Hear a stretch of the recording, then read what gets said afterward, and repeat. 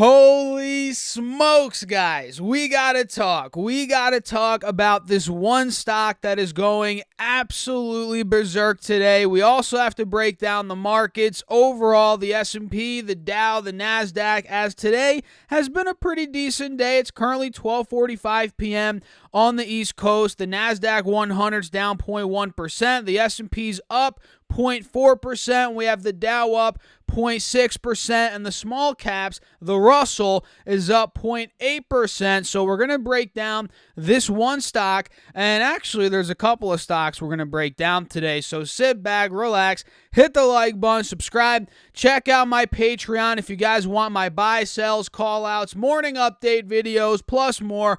All of that's linked down below on Patreon, and let's get into it. So at this point in time, SPY is well on its way to hitting all-time highs, or at least testing all-time highs, as you guys can see here on the 4-hour chart. As we're approaching that high from the beginning of September, we're filling the gap, and at this point, we're pretty much a stone's throw away from that high. We're only about $2.20 off, which that could easily hit tomorrow, the next day, some point next week. $2 for SPY, considering it's $450 per share, is nothing, guys. We're literally 0.4% away from the all-time high. So watch out for that gap to fill. And for QQQ, this one is fighting tooth and nail at 375, 376. At this point, it looks like we're consolidating. And if you guys didn't know, I've covered this many times on the channel. 375 was the high point from the end of September. So it's absolutely critical for the bulls to hold this level. And again, as of now, we are consolidating above this level. So this means one of two things. We're either consolidating, ready to fill the gap and break out towards 380, or on the flip side, we're consolidating, ready to maybe dump down and test 368 to 367 again on the downside. Time will tell. Time will tell what ends up happening. And as always, I'd love to know your thoughts down below in the comments. Are you long the markets? Are you shorting the markets? Which, if you're shorting the markets at this point, you've been getting smoked not only the past couple of days, but the past couple of months, you've been definitely getting smoked as well. But let me know down below. Are you long? Are you short? What stocks are you buying? Make sure to hit the like button as well if you guys find value in my videos and in this video in particular. And with that being said, let's talk about some stocks. One in particular, which it's just going parabolic right now. I don't know what else to say. And that stock is Pinterest, ticker symbol PINS. And full disclosure, I used to own Pinterest. In fact, I sold it today. And I bought it last week at $51.80. You heard that right. I bought it last week at $51.80. I actually sold covered calls on this. And the truth is, guys, talk about timing. I got out of my covered calls before this parabolic move that we're seeing, or that we saw about an hour ago. And let's talk a little bit about that, right? And by the way, again, everybody on Patreon, you guys get all my buys, sells, everything I'm doing. So you know that I bought Pinterest at $51.80, and I put an alert earlier today at what time was that? At like maybe 10:30 a.m. on the East Coast. I put an alert that I got out of my covered calls for a loss, because I initially got in at $51.80. Like I said, last week I bought the shares, right? And I immediately sold the October 29th $56 calls. And the way covered calls work in a nutshell is, let's say they expire in the money. You know, you're going to have to sell and get rid of your shares at that predetermined price, which in this case was $56. So this morning we saw a huge rip above 56. We got to $58, and then we pulled back. So, and when I was looking at this, I was like, okay, this is the perfect opportunity for me to get out of my covered call position, because I want to actually keep the shares and reap the benefits of the price action higher than $56, the stock moving higher than 56, because one of the biggest risks with covered calls is you can't actually make money above the strike price. That's if the option expires in the money, which in this case, it moved above 56, and I wouldn't make money above 56 bucks in a nutshell, which you guys, if you know covered calls, you know exactly what I'm talking about, right? So we saw the pullback this morning from $58 to $55.80, something like that,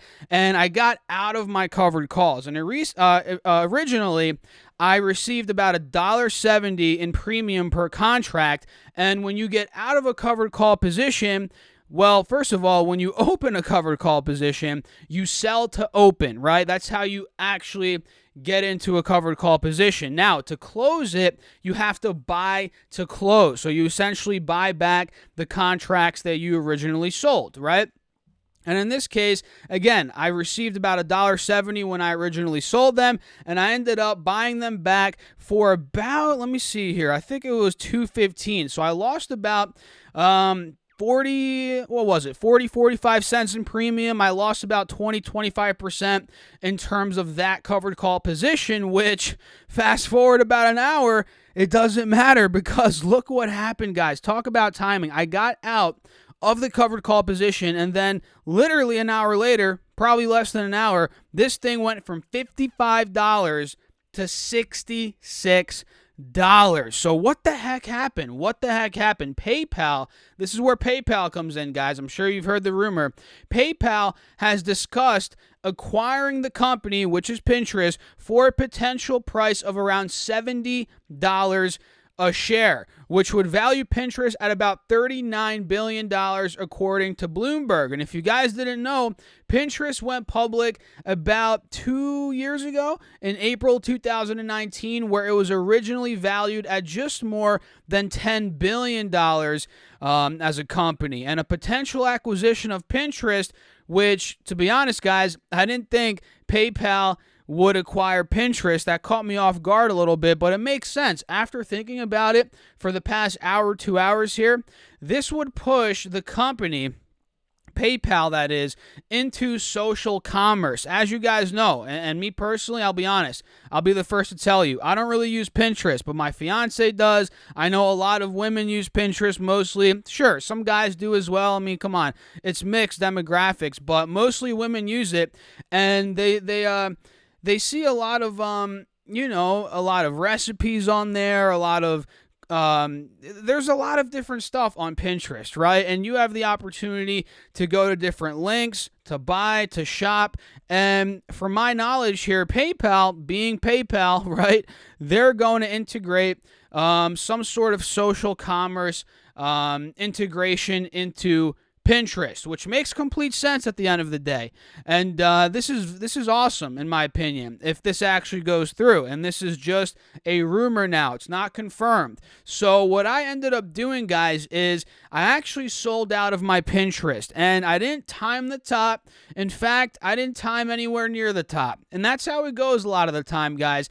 But the thing is, and I made this post on Patreon, and I'll tell you guys right now, I didn't want to get too greedy, considering I bought this stock literally last week, 1 week ago at $51.80, and I was up 18% on the position, right?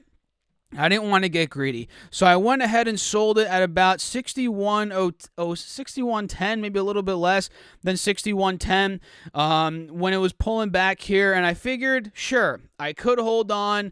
I could wait and see if they actually get acquired by PayPal. Maybe the stock goes up another couple bucks. Sure, I could make more money on it. But at this point, like I said, I don't want to get greedy. I've been greedy before, and it feels like most times I'm greedy, I get burned. So I went ahead and I locked in the 18% profit on Pinterest, and I timed it pretty well. Not to toot my own horn, but I told you all the story about how I got out of the covered calls.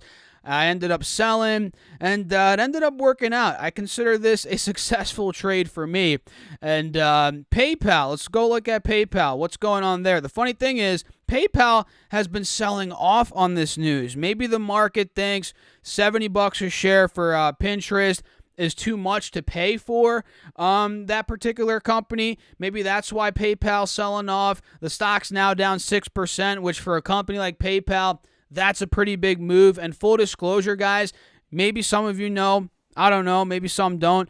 I own PayPal. This is actually a long-term investment for me, as where Pinterest was just a swing trade for me. So I would actually consider maybe tomorrow. I don't know about today. I'll probably wait and see how things play out. But maybe tomorrow, maybe some point later this week, next week, I'm going to consider buying more PayPal. This is actually a stock that I've owned since it was under $100 per share. My average cost now is well above $100 because I've averaged up on the position. I believe that if you have a winner in your portfolio, a clear-cut, awesome company, great stock, you don't have to punish your winners by not averaging up or by cutting the profit short or whatever, especially if it's a long-term investment. Trading is a bit different, but in my opinion, I reward my winners. I add more to them, and especially when they dip 10-20% from their peaks, which in this case Pinterest or PayPal rather is now down almost 20% from its peak. It's almost in a bear market. So now that we're at the bottom of this wedge on the 4-hour chart, I'm definitely considering